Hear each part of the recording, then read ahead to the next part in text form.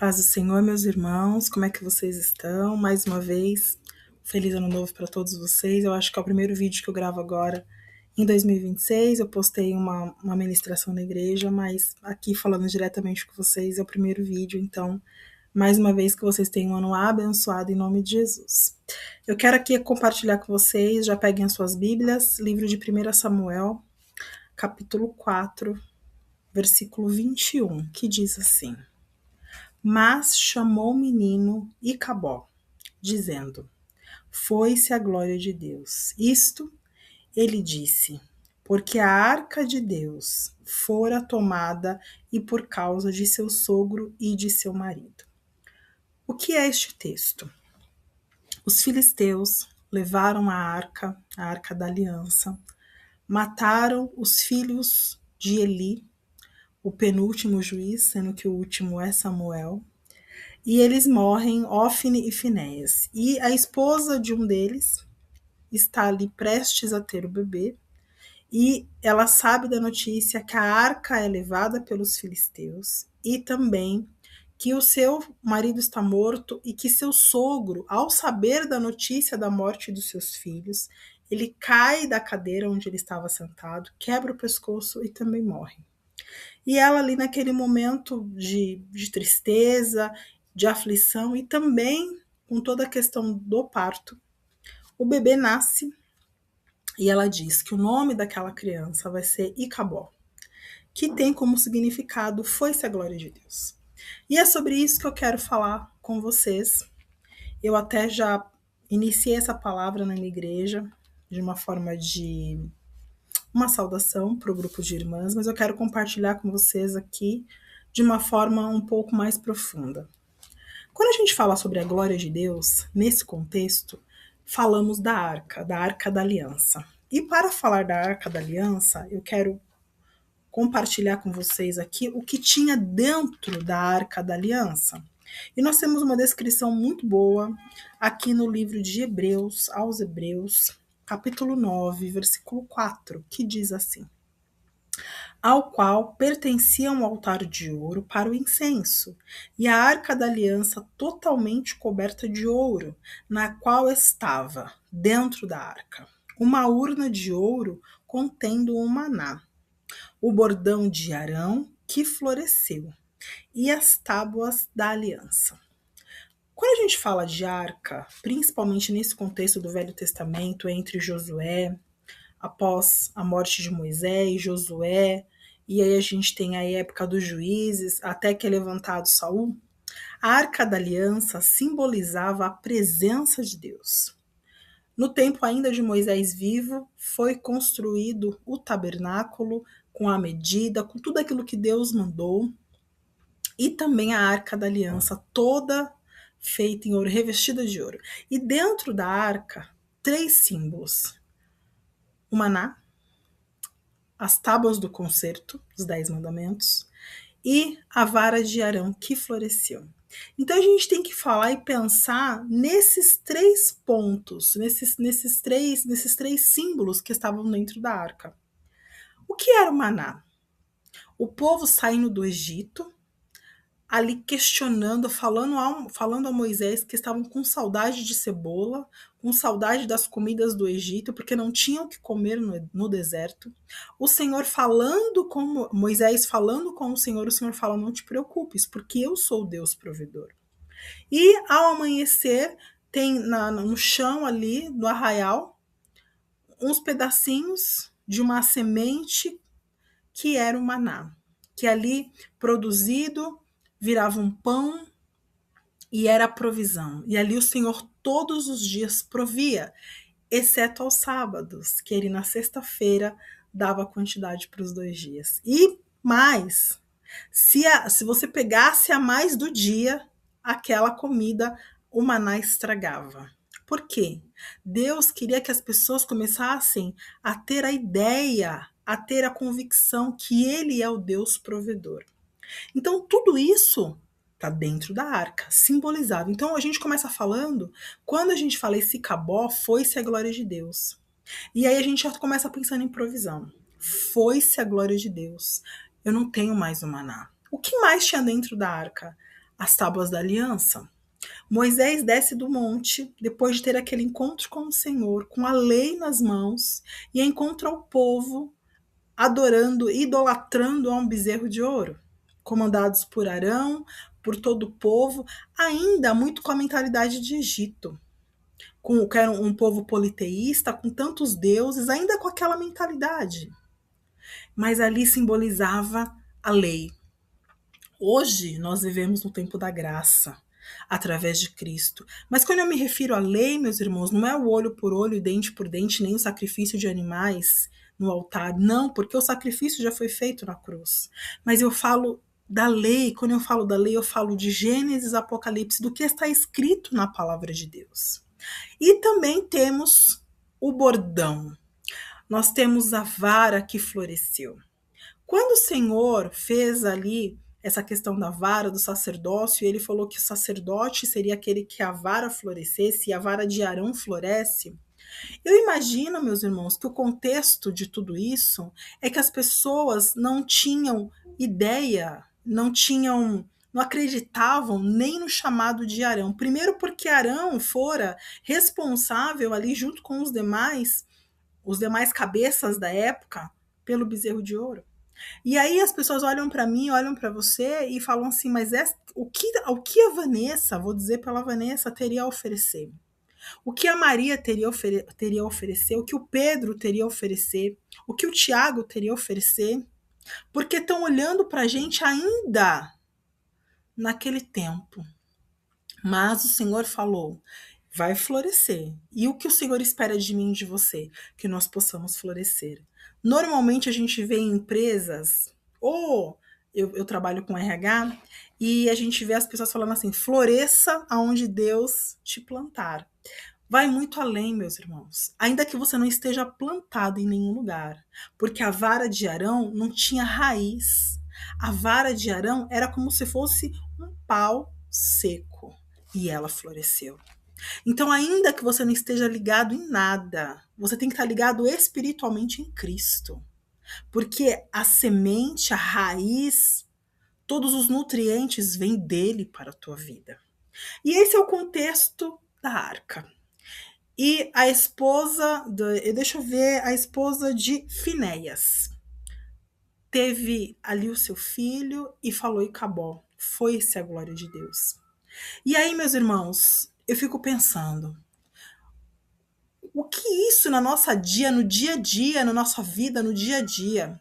Será que a gente também não tem permitido que a glória de Deus também fique longe de nós? Mas hoje não tem a arca, mas nós temos todos esses símbolos na nossa vida. Nós muitas vezes nos esquecemos que Deus é o Deus que dá o maná, que é o Deus provedor, e é o Deus provedor diariamente.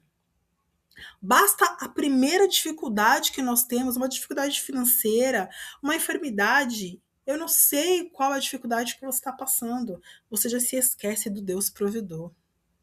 E o Senhor fala, e aí, nesse momento é o Icabó. A glória de Deus sai da tua vida.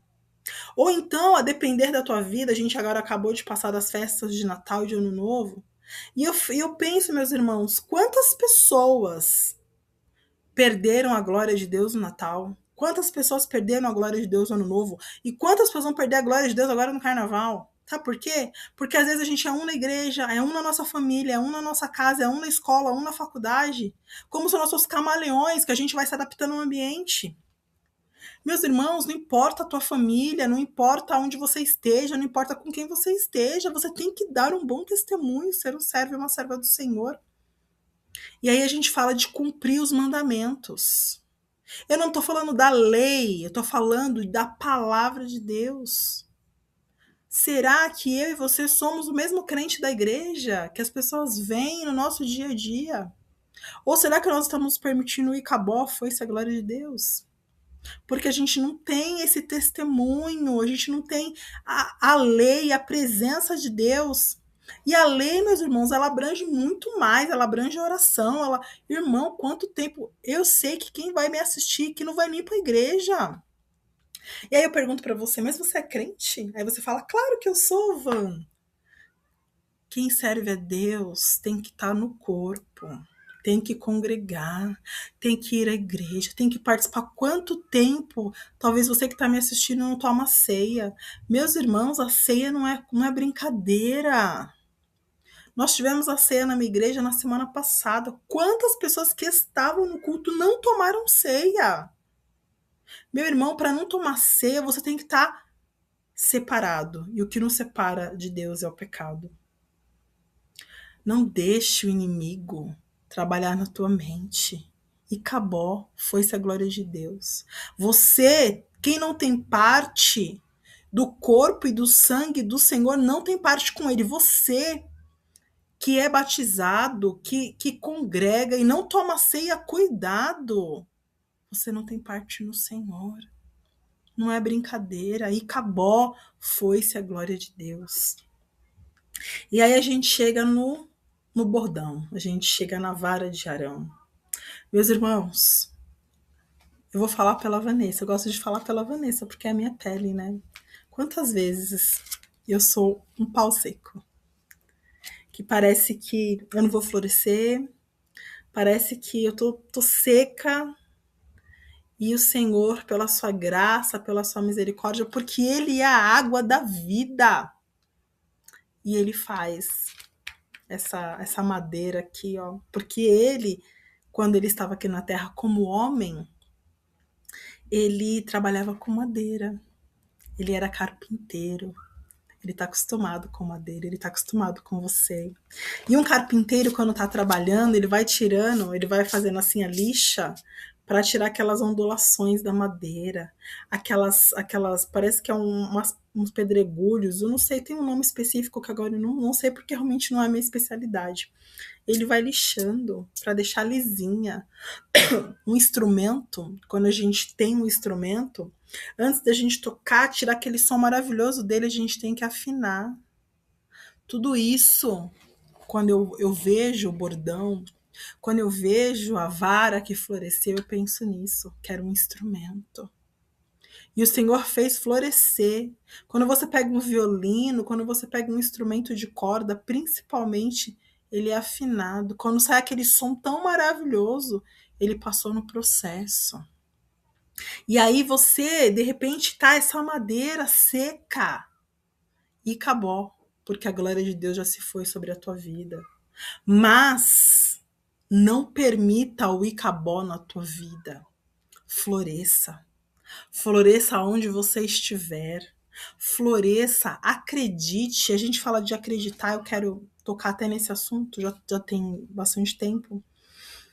Nós temos visto nos últimos anos muitas ministrações assim, esse ano vai acontecer, eu já até falei sobre isso na última ministração de 25, esse ano vai acontecer, é o ano da virada, é o ano disso, é o ano daquilo. E aí às vezes não acontece nada e você fica frustrado. E mais, você culpa Deus. Senhor, não aconteceu nada na minha vida. Senhor, minha vida não mudou, não acontece, não isso, não aquilo, meus irmãos. O tempo de Deus é diferente do nosso. Quando a gente está esperando um ônibus, aonde você estiver no Brasil, você já tem um ponto de ônibus, uma parada de ônibus. E aqui mesmo onde eu moro, tem um ônibus que quando eu vou para o escritório, que às vezes demora. Mas se eu sair do ponto, porque ele está demorando, e o ônibus passar, ele não vai ficar lá esperando, Vanessa, volta! Vanessa, onde você foi? Ele vai passar direto. Eu não sei a hora que Deus vai mandar o ônibus, mas eu tenho que estar lá esperando. E às vezes a gente sai debaixo da nuvem. Sabia? O povo no deserto, o Senhor permitiu a coluna de fogo e permitiu a nuvem. Agora, no sol escaldante durante o dia, se eles saíssem debaixo da nuvem, sabe o que ia acontecer? Iam queimar do sol. Durante a noite, no deserto, tem escorpiões, serpentes e a coluna de fogo lá. Agora, se eles saíssem de perto da coluna de fogo e ficassem lá no escuro, eles seriam mordidos, eles seriam mortos, eles seriam picados. Eu e você, às vezes, sai da posição. Eu e você, às vezes, a gente sai debaixo da nuvem, sai do lado da coluna e acabou. E foi-se a glória de Deus. Meus irmãos, a primeira palavra do ano para mim e para você é que nós não permitamos, que a gente não permita, nem sei se eu conjuguei o verbo corretamente, que a gente não permita o Icabó nas nossas vidas. A glória de Deus não tem que ir, tem que ficar. Eu tenho que ter maná na minha vida, eu tenho que saber que Deus é o Deus provedor.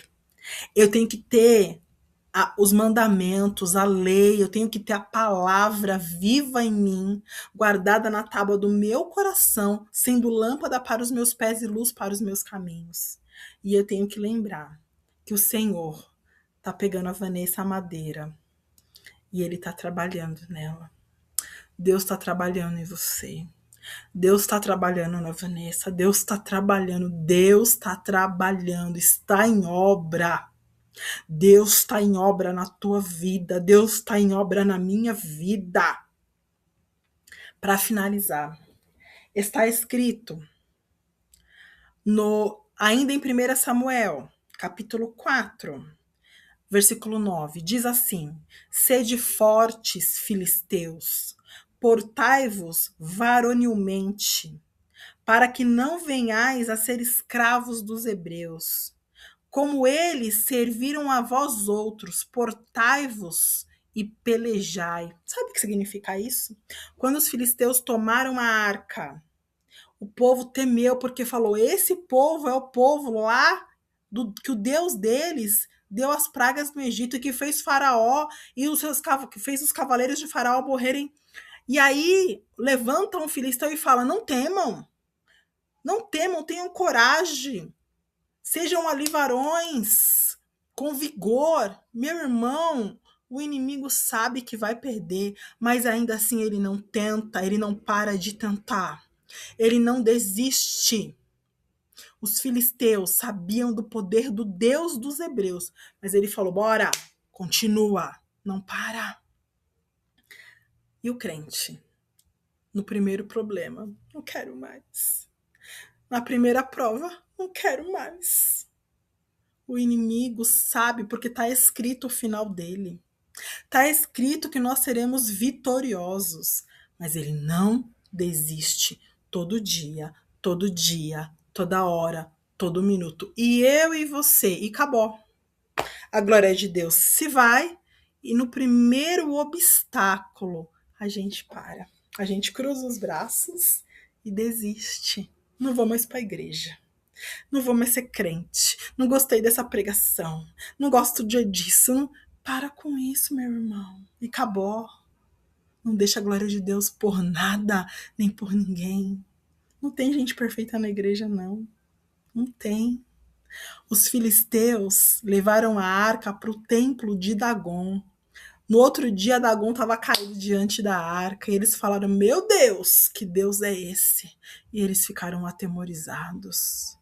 Mas eles falaram: vamos lá, continua. O inimigo, mesmo sabendo que ele é derrotado, que nós somos vitoriosos, ele não desiste. E você não desista também. Amém? Eu quero ali, para a gente finalizar de verdade, fazer o apelo. Você que está afastado, você que não aceitou Jesus, que não conhece, nunca foi numa igreja evangélica, que você faça essa oração comigo, aceitando Jesus como teu Salvador e se reconciliando com o Senhor. Amém? Senhor Jesus, estou aqui, Pai, na tua presença. Escreve, Pai, o meu nome no livro da vida nesta noite. Me perdoa pelas minhas falhas, pelos meus pecados. Senhor, eu me afastei da tua presença, mas hoje eu não quero mais o Icabol. Senhor, hoje eu quero estar com a arca na minha casa, Senhor, com a tua presença, com o teu Espírito Santo, Pai. Me perdoa pelas minhas falhas, toma as rédeas, ó Deus, da minha vida. Senhor, eu entrego a minha vida nas tuas mãos e reconheço o Senhor como meu Salvador. Em nome de Jesus. Amém. Você que fez essa oração comigo, que o teu nome possa estar escrito no livro da vida. Ou você que fez essa oração comigo e estava afastado do Senhor. Vá correndo.